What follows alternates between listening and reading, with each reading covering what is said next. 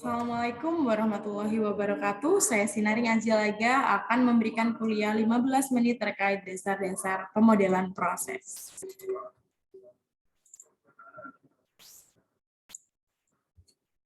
Baik, kalau teman-teman di sini, kalau kita berbicara tentang pemodelan proses, pasti berkaitan erat dengan Business Process Modeling Notation, atau yang biasa dikenal BPMN. Nah, BPMN ini merupakan suatu standar gitu ya yang diterbitkan dari OMG atau Object Management Group. Nah, apa sih BPMN itu gitu ya? Kalau BPMN ini merupakan notasi grafis yang menggambarkan logika langkah-langkah seperti step by step-nya atau urutan-urutan proses gitu ya yang mengalir menggunakan flow dan ada pesan-pesannya yang ada di dalam proses bisnis tersebut gitu. Nah, BPMN ini dikembangkan oleh organisasi yang dinamakan BPM Initiative yang dibuat juga oleh OMG tadi. Oke, kalau teman-teman ingin memodelkan, ini merupakan tools-tools yang bisa digunakan ya, ada Microsoft Visio, kemudian Visual Paradigma, kemudian Enterprise Architect, Bizagi. Nah, yang saya beri warna kuning ini yang biasa, yang banyak orang gunakan ya, menggunakan Bizagi Process Modeler. Nah, teman-teman juga bisa memodelkan secara online, tidak perlu mendownload aplikasinya dan secara free, secara online gitu ya. Nah, bisa menggunakan bpmn.io seperti itu. Nah, ini merupakan 4 elemen dasar dari BPMN atau modeling elemen yang paling mendasar. Ada 4 ya. Yang pertama activity atau aktivitas, start dan end event atau kejadian, gateway, kemudian dan sequence flow yang sudah pasti ada, pastinya ada flow-nya sendiri. Oke, kalau activity atau aktivitas ini ya divisualkan sebagai kotak, namun ada lengkung di bagian ujung-ujungnya.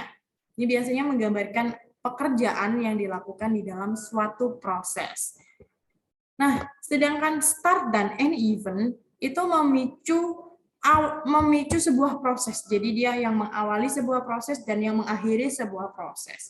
Kalau yang start berbentuk lingkaran tidak bold, sedangkan yang end event ditandai dengan lingkaran dengan bold atau garis 2. Nah, sedangkan gateway itu menangkap jalur bercabang maupun menggabung jalur dalam aliran kontrol. Jadi kalau gateway itu branching dan merging. Jadi membuat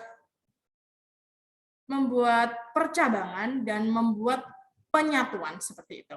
Dan yang terakhir sequence flow. Nah, ini mewakili urutan aktivitas dan cara-cara yang akan dilakukan. Nah, daripada kita bingung, kita langsung aja ke contohnya bagaimana sih pemodelan proses bisnis itu. Nah, seperti ini ya teman-teman. Jadi yang di atas ini merupakan contoh dari pemodelan proses bisnis. Nah, selalu ada start dan end event. End event ini bisa bermacam-macam. Kalau di sini ada 2 end event karena ada 2 percabangan dari yang item tidak ada di stok dan item ada di stok seperti itu. Oh, ini untuk konversi penamaannya ya teman-teman. Ada standar konversi penamaannya untuk kita membuat kalimat di dalam activity maupun di dalam eventnya. Nah, kalau event atau kejadian itu untuk konversi penamaannya kata benda plus kata kerja lampau. Nah, contohnya ini, klaim asuransi dimasukkan. Atau kalau langsung kita contohnya di sebelah sini ada pesanan pembelian diterima, kemudian pesanan ditolak, pesanan dipenuhi, pesanan terpenuhi, seperti itu. Oke, sedangkan kalau konvensi penamaan activity atau aktivitas itu kata kerja imperatif atau kata kerja perintah plus kata benda. Contohnya, kirimkan pesanan, konfirmasi pesanan, keluarkan tagihan, kirimkan pesanan, arsipkan pesanan. Nah, itu adalah standar konvensi penamaannya gitu ya teman-teman. Jadi itu juga sudah diatur juga. Jadi tidak bisa kita asal gitu ya dalam memberikan nama aktivitas dan memberikan nama eventnya.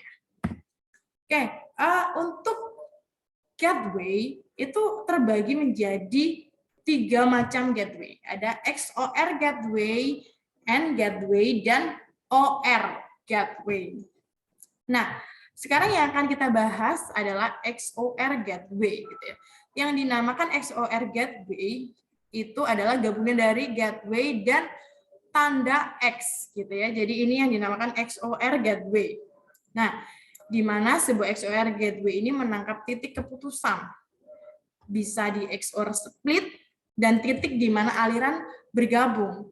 Itu ada XOR join. Nah, ketika dia memisah atau dia punya punya branching gitu ya, dia dinamakan XOR split.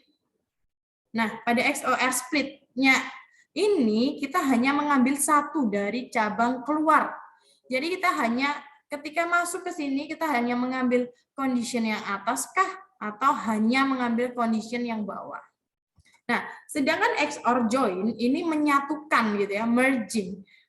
Jadi setelah ada XOR split pasti ada XOR join. Untuk melanjutkan ketika satu cabang masuk telah selesai. Nah, gimana sih Bu contohnya gitu ya, daripada kita bingung. Nah, ini adalah contoh XOR gateway. Oke. Pertama ada start event, invoice diterima, invoice receive. Nah, setelah invoice receive, ini masuk ke activity. Check invoice for mismatch. Nah, periksa invoice apakah ada kesalahan gitu ya. Kemudian kita masuk ke XOR gateway dan XOR split. Nah, ini adalah XOR split ya, teman-teman. Nah, XOR splitnya di sini ada tiga kondisi. Kondisi yang pertama, tidak ada kesalahan. Kondisi yang kedua, ada kesalahan tapi masih bisa dikoreksi. Kondisi yang ketiga, ada kesalahan tapi tidak bisa dikoreksi. Nah, ada 3 kondisi. Ketika kondisi tidak ada kesalahan, masuk ke aktivitas, ya udah invoice-nya silahkan di print atau di post gitu ya. Kalau misalkan yang kedua, ada kesalahan tapi bisa dikoreksi, ya udah dikembalikan lagi aja, resend invoice to customer, dikembalikan lagi invoice-nya ke customer gitu. Bu, ini ada kesalahan, Bu atau Pak, ternyata ini ada kesalahan nama kah atau ada kesalahan apa gitu ya. Nah, kalau yang terakhir ini mismatch exists but cannot be correct, nggak bisa dikoreksi. Nah, kalau nggak bisa dikoreksi ya di blok aja. Nah, setelah ada XOR split, ini masuk ke XOR join. Nah, ketika XOR join ini hanya memilih satu saja, hanya memilih satu keputusan dari pilihan-pilihan ini. Nah, jadi misalkan kita memilih tidak ada kesalahan, masuk dari sini, thread, kemudian tidak ada kesalahan, post invoice dan park invoice, dan invoice handle. Seperti itu. Nah, XOR gateway ini biasanya hanya ya dan tidak, gitu ya. Jadi biasanya keputusannya itu hanya satu saja, yang dipilih hanya satu. Nah, bagaimana dengan AND gateway? Nah, AND gateway di sini disimbolkan dengan tanda plus. Nah, karena mekanisme untuk menyinkronkan aliran paralel. Nah, sama seperti tadi, AND split itu yang memisah atau mempunyai cabang. Kalau yang join itu yang menggabungkan. Nah, kalau AND split ini mengambil semua cabang yang keluar. Kalau tadi kita di XOR hanya mengambil satu, sedangkan di AND mengambil semuanya. Yang kemudian ada AND join. Nah, AND join ini melanjutkan ketika semua cabang masuk setelah selesai. Nah, sini ada contohnya airport security check.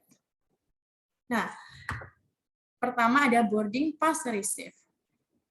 Oke, setelah kita sudah menerima boarding pass, kita akan dilanjutkan ke security check. Kita akan masuk ke proses security check. Nah, di sini ada AND gateway dan AND split ada 2, pass security screening dan pass luggage screening. Nah, ketika ini ada dua kondisi gitu ya. Kondisi yang pertama kita akan melewati screening security, kemudian kita yang kedua melewati screening dari dari bawaan kita gitu ya, dari koper, luggage atau tas yang kita bawa gitu ya. Nah, ketika N ini kita bisa melewati 2 cabang. Jadi kalau kita mau ke bandara, kita pasti akan dicek security badan kita, apakah kita membawa sesuatu, kemudian yang kedua kita akan dicek bawa barang bawaan kita. Nah, itu yang dinamakan N gateway. Jadi semua kondisi selalu dilewati. Untuk urutannya boleh yang bawah dulu atau boleh yang atas dulu, bebas. Seperti itu ya teman-teman. Kalau yang XOR hanya memilih satu, ya dan tidak. Kemudian kalau yang N kita melewati semua cabang dulu. Seperti itu. Nah, gateway yang terakhir adalah gateway OR. Nah, OR ini ditandai dengan huruf O di dalam gateway-nya gitu ya. Nah, kalau OR split ini bisa mengambil satu, bisa mengambil lebih dari cabang yang keluar gitu ya, tergantung kondisi dan tergantung studi kasus lagi. Nah, kalau yang OR join masih sama ya, melanjutkan ketika semua cabang masuk telah aktif. Oke, kita langsung ke contohnya aja. Order diterima, kemudian kita cek ada di daerah mana ordernya. Kemudian masuk ke split, OR split, ada di Amsterdam dan di Hamburg. Nah, kalau di Amsterdam, kita langsung aja kita teruskan ke suborder ke Amsterdam Warehouse. Sedangkan kalau Hamburg, kita teruskan ke Hamburg. Nah, kita bisa memilih satu atau lebih. Kemudian kita masuk ke register order, seperti itu ya. Atau contoh lebih gampangnya, ketika kita membayar uang, membayarkan ojek online gitu ya. Kita naik ojek online, kemudian kita selesai mau bayar. Nah, kita bayar di dompet digital kita ternyata cuma ada 10.000, totalnya 20.000 ya. Total kita perjalanan menggunakan ojek online itu 20.000. Kemudian kita lihat di saldo dompet digital, cuma 10.000 gitu ya. Nah, kita ingin menambahkan lagi secara cash. Jadi kita bisa menggunakan dua. Kita bisa menggunakan pembayaran menggunakan dompet digital plus pembayaran secara cash. 10.000, 10.000. Jadinya pas 20.000 gitu. Atau kita bisa cuman saya mau bayar pakai dompet digital semuanya 20.000. Nah, kita bisa milih. Kalian mau milih bayar pakai dompet digital aja atau bayar pakai cash aja atau bayar pakai dompet digital sama cash. Nah, itu adalah contoh dari OR gateway. Gitu ya, teman-teman. Nah, kita lanjut lagi, ada yang dinamakan objek bisnis. Nah, objek bisnis ini informasi-informasi fisik atau digital. Misalnya nota secara PDF itu juga termasuk objek bisnis gitu ya. Nah, selain itu kita bisa memberikan keterangan yang lebih detail di dalam BPMN gitu ya. Gimana Ibu caranya menggunakan yang dinamakan text annotation. Nah, pada text annotation ini logonya seperti ini, jadi putus-putus, kemudian ada setengah kotak ini ya. Nah, anotasi teks ini untuk menjelaskan lebih detail atau menjelaskan informasi yang terkait pada aktivitasnya. Contohnya ini, kirim barang, ship goods. Nah, di sini include packaging. Jadi sudah termasuk packagingnya waktu kita kirim barang itu. Nah, seperti itu.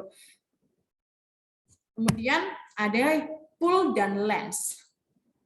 Pool itu adalah kelompok, sedangkan lens itu lintasan. Ya.